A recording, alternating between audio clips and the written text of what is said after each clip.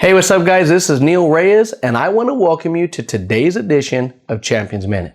Today, I want to speak to you about a subject called the cost of obedience. You know, as believers, God will always speak to us. Whether we're willing to listen is a different story, but God will always talk to us as believers. And as we cultivate that relationship, our personal relationship with the Lord, sometimes people ask or say, I don't understand or know how to hear the voice of God. To me, and I understand where they're coming from, because sometimes when you're growing, whether it be, baby believer or seasoned believer, or you've been saved for a long time or short time, doesn't matter. The one question that sometimes comes around is, how do I hear from God? Well, the first thing I will tell you is that it operates through obedience. When God speaks to you about something, the more you operate in obedience with honoring what He said and what He's told you either to do or not to do, when you honor that and operate in obedience, the voice of God will begin to come clearer and clearer within your daily walk. There's many things around that. There's not one thing that helps you hear the voice of God clearer, but obedience is a big part of that. Though Isaiah 1:19 tells us that if you are willing and obedient, you'll eat the good of the land. There are so many believers out there who are willing to hear the voice of God. They're willing. They're like, God, talk to me. God, talk to me. But when He talks, they're not obedient. Sometimes they're praying about something and they ask Him for an answer, and God speaks.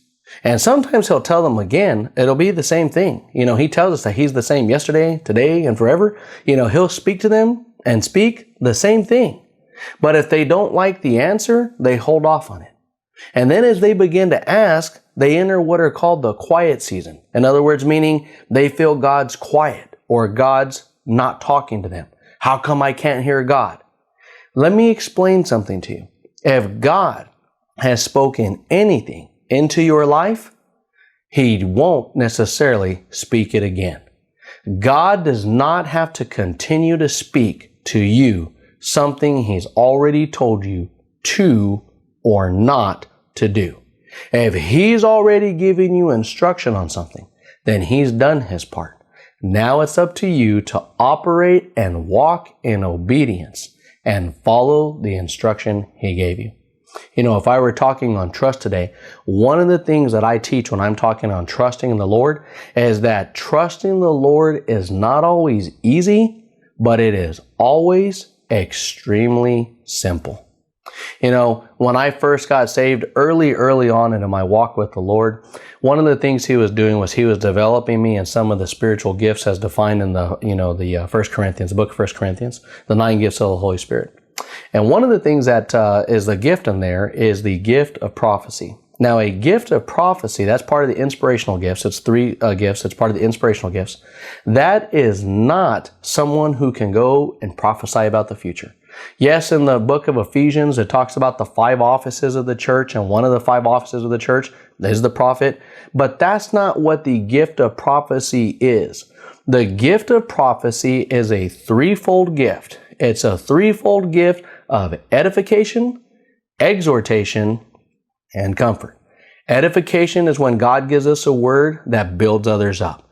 Exhortation is when God gives us a word that lifts others up. Maybe they're feeling down or depressed or something, and it's a word of encouragement.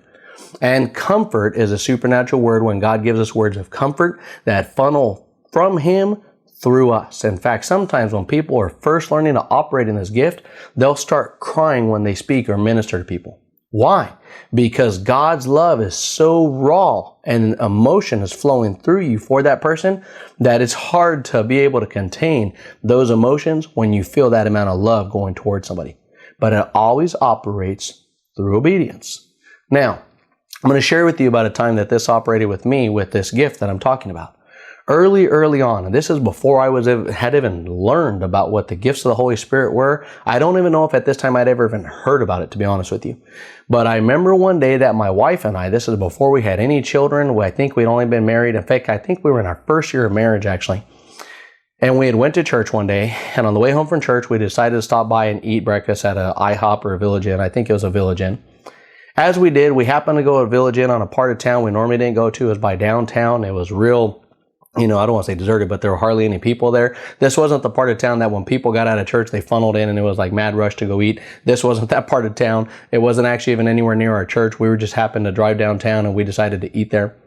And when we did, my wife and I sat down to order some food. And as we did, I saw this lady come in, and she came in with a walker and real slow went to her table and sat down. And the Lord spoke to me instantly with a spoken word that He wanted me to go give her. Now, I didn't know what a spoken word was. I had no idea what that was at the time. If you've never heard of that, and this is the first time you're hearing about spoken word, a spoken word is simply when God impresses something on us that's a divine word from Him that He wants us to communicate with someone else. Sometimes it can be to a crowd of people. It can be a large crowd, a small crowd, or sometimes it can be a specific person. Maybe someone who's close to you or someone you've never even met. In this case, this was someone I had never even met. Well, we're sitting down eating, and He draws my attention to this woman. She actually comes and sits behind me, so I actually had to turn around and look at her. And when I did, I started getting all shaky. And I started getting all shaky and feeling it. And, sometimes when you're feeling the Holy Spirit operate in your life, you'll feel a little shaky because you feel that power coming on you. Well, when I felt that shaky and I'm looking at my wife, all of a sudden it's like I didn't even have an appetite to eat. And my wife's like, "What's wrong?" And I said, "You know what? God has a word for me to go tell that lady." Well, one of the things He wanted me to do is He wanted me to go offer and pray with her. And I had a word for her. So as I'm telling my wife that, she did the thing a good wife would. She said, "Well, then honor it and go tell her." I'm like, "You want to come with me?" But she didn't want to come with me. She said, "No, that's for you to do." So I said, "You're right." So I sat there and I prayed for a little bit, and I got up and I went over and spoke to the woman. Now, I would like to tell you that I had this huge breakthrough, that we had this awesome moment, and God had this special word for this woman, and she turned around and received it, and it changed her life, and it changed my life. But the fact is, it only changed one life that day, and that life was mine. Because when I went over and spoke to that woman and told her that I had felt impressed that the Lord had sent me over there to talk with her, she had turned around and denied me and said that she didn't, care to talk with me. And so I went back and sat at my table. I didn't go back dejected or feeling down, but I went back. Now, some people might say, "Well, I thought you're talking to us about the cost of obedience." Oh, I am. You see, the cost of obedience, there was someone waiting on the other side of my obedience that day. But I was also waiting on the other side of that as well. There was something the Lord had for her. I'll never be able to tell you what it fully was because I didn't get to deliver it. He didn't give it to me. He gives it to us in steps. But I do know what was waiting on the other side for me. And I will tell you that standing here before you today, standing before the camera and behind the lights and at the pulpit, I will tell you that my walk in ministry, my walk personally, it doesn't mean that if you operate a business, you're going to go into ministry, but my walk started that day by being willing and obedient to step out for Christ. There is always a cost associated with our obedience. My prayer for you today is that God shows you whatever area He needs you to be obedient in, you feel His strength come upon you, and you quit waiting to hear more than once on what He wants you to do. If God's already spoken to you once, that's all you'll ever need. I simply pray that you'll step out, even if it's by faith, which it has to be, and operate in obedience. Guys, I want to thank you for taking the time to stop by and join us today. We want to remind and welcome you to go to our website at nealreyes.com. You can follow our Champions Walk broadcast, which is our teachings that we do, or you can follow our Champions Minute episodes, which are our daily vlog that we do, that have episodes that come out every day, Monday through Friday. Guys, I'm so thankful that you joined us today. I want to remind you that Jesus is Lord and that He loves you, and we do too. Thank you, and have a blessed day.